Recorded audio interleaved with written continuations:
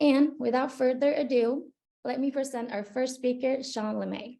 He is the co-founder and CEO of Emulate Energy, and with over 15 years of executive experience in the energy and the HVAC markets, Shwan holds a master's degree in industrial engineering and management from Lund University.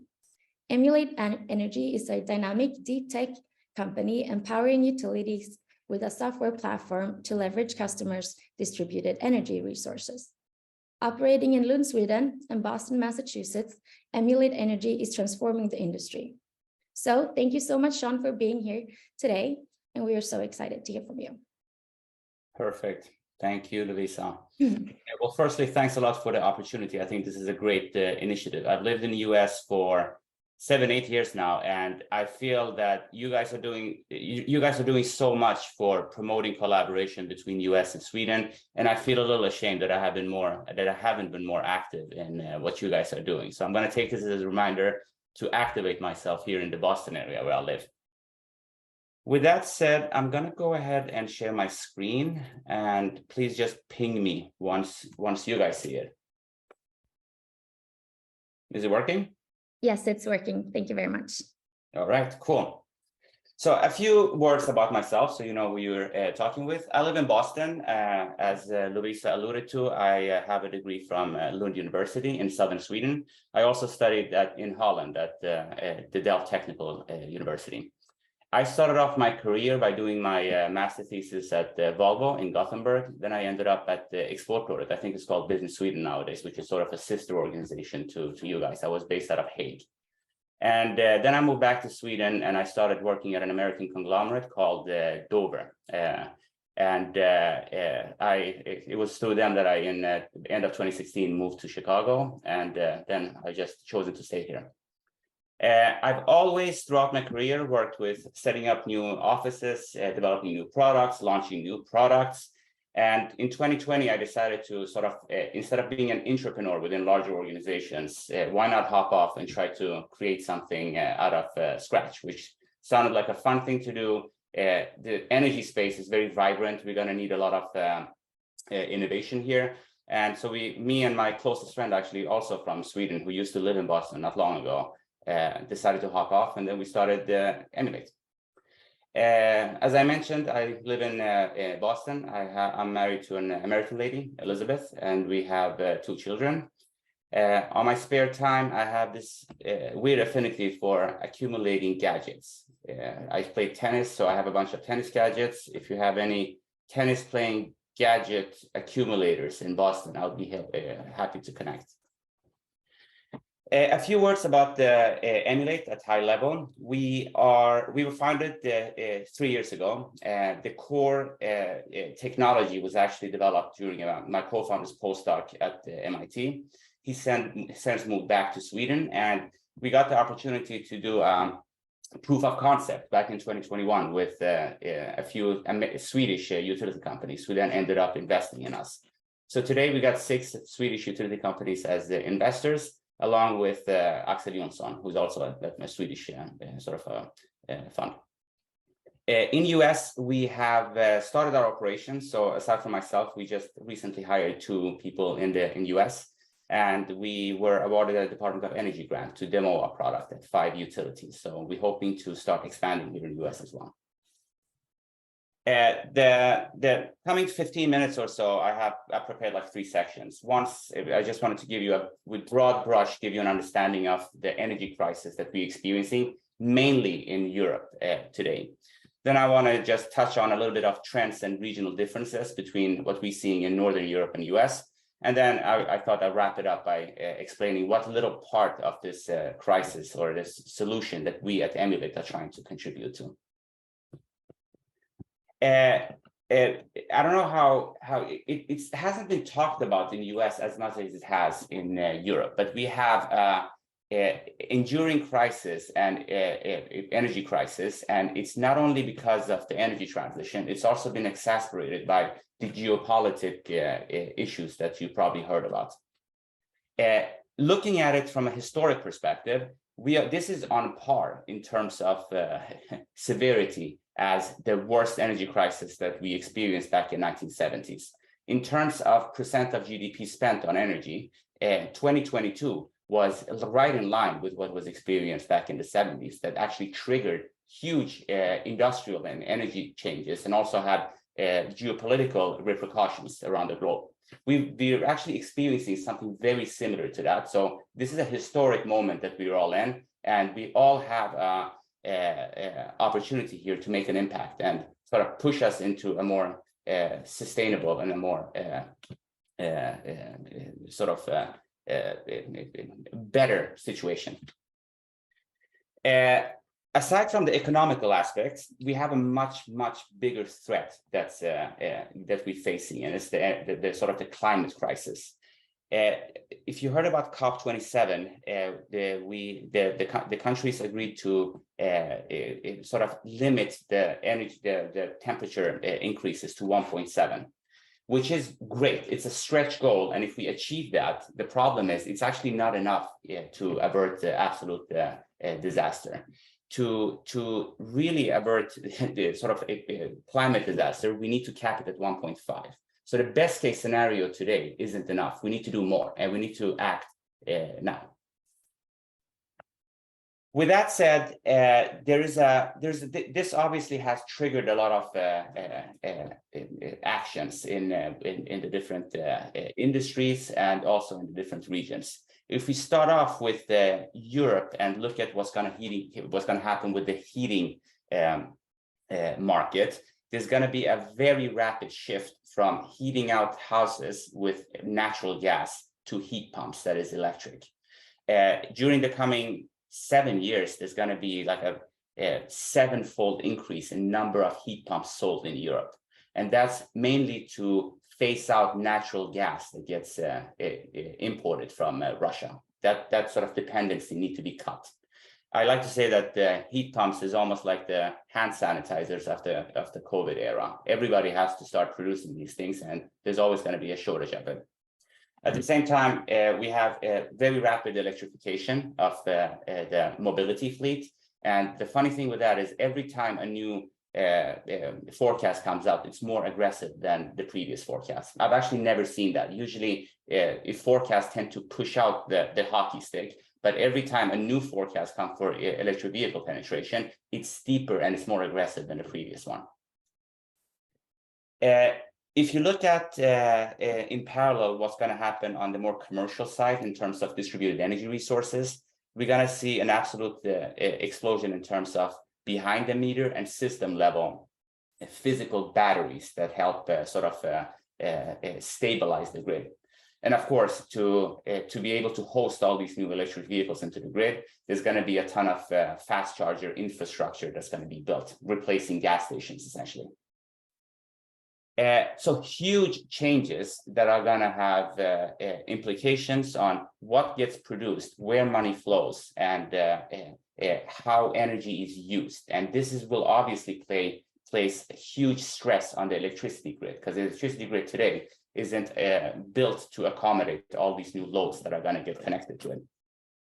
To give you an example, for every electric vehicle that gets sold, unless there is smart charging deployed, the grid operators, the distribution system operators, will need to invest $5,800 per EV that gets sold to sort of bulk up the capacity to be able to host that electric vehicle. So multiply that with number of EVs that are going to get connected to the grid, and you're going to get very high numbers. If you optimize how they consume energy, you can decrease that cost by 70%. It's still huge cost for society, but 70% saving will definitely make a dent. As I mentioned earlier, our beachhead market is in Sweden, in Scandinavia, and if you look at the rate of electrification, if we start with electric vehicles, the Scandinavian countries are by far at the cutting edge. They're absolute outliers in terms of how many percent of new cars sold that are electric. In Norway, that number was 83%. In Sweden, that number was 50% last month. So it's grown from 40% to 50% within a few months. If you compare that number to US, which is around 3%, you understand that they pushed it much further. in terms of electrification rates. You see very similar numbers when you look at how much renewables that have been added to the grid in terms of solar power and wind.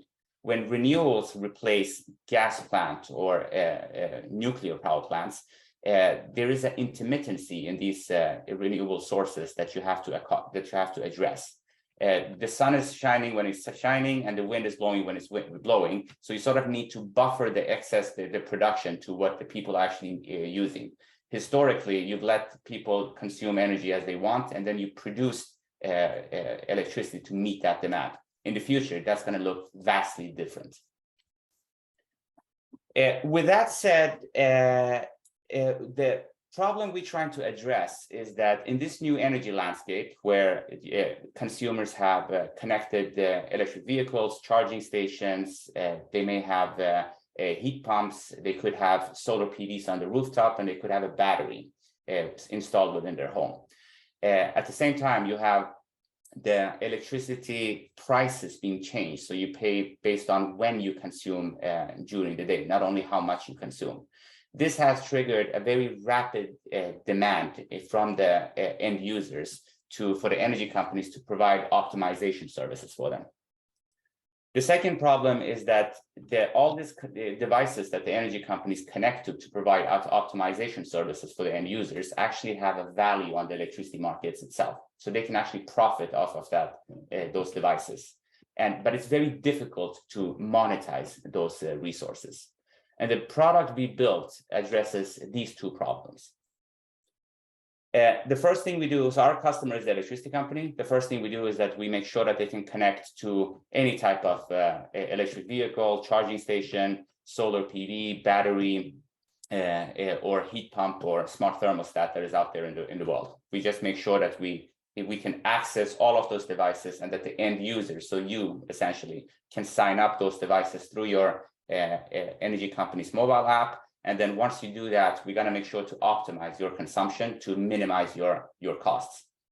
On the other side, we make sure that the energy company that has this fleet of thousands of devices connected, that they can deploy that directly into the energy markets and profit off of it as well. And the last piece is important to highlight. It's not only a matter of profitability for the energy companies. All the needs of the electricity grid get settled on the electricity markets to really reap the full benefit and of all of these devices. Unless they're deployed into the energy markets, they're actually not creating the. They're not sort of supporting the energy transition in the way that they could. So the first thing we do is that we enable energy companies to launch these type of green services, so they can allow the end users can sign up devices, and then we optimize the consumption. And then on an aggregate level, both for residential but also for commercial loads, we sort of map the flexibility. We enable the energy company to interface all of these devices as if they were a battery. And then this sort of virtual battery can then be used to trade with on different energy markets. And this is the piece really where we're trying to make a difference. It's a direct continuation of my co-founder's research. With that said, just a few words about the team itself. As I mentioned, we're 3 right now in the US, but the head office is in Sweden. We have a very research intensive workforce, and we continuously trying to add. So if you have any interest in the space, or if you would like to just chat up on what opportunities there are, please feel free to connect. I didn't check my time, Lovisa, but I hope I didn't. I kept myself within the 20 minutes that I had. But I'm glad to take any questions if there are any. Thank you very much, Shwan. No, you were right on time, and you have plenty of time left, actually, if you want. So I encourage all of you attendees to use the Q&A or the chat if you have any questions for Shwan. All right, we have one question in the chat here, or in the Q&A. The question is, which energy markets will Emulate participate in? So if you look at the Scandinavian markets, the regulatory framework is different in US and in Europe. So if you look at the European market, this fleet of devices can be used across 4 different channels. The first is simply to make sure that the balancing cost of the utility gets decreased. It can be used on the intraday markets. It can be used to provide ancillary services to the TSO. And then lastly, it can also be used to provide services to the DSO, so the grid operator, essentially. In US, we're in an exploratory phase. So we're starting off with the behind the meter optimization, and then the next step would be to look into the market participation. All right, thank you very much. And we have another question in the chat. What efforts are being made to recycle solar panels? That's a great question. You know, we have somebody told me the best way to decrease your environmental footprint is to consume less, but you can't in this case, or in the case of batteries.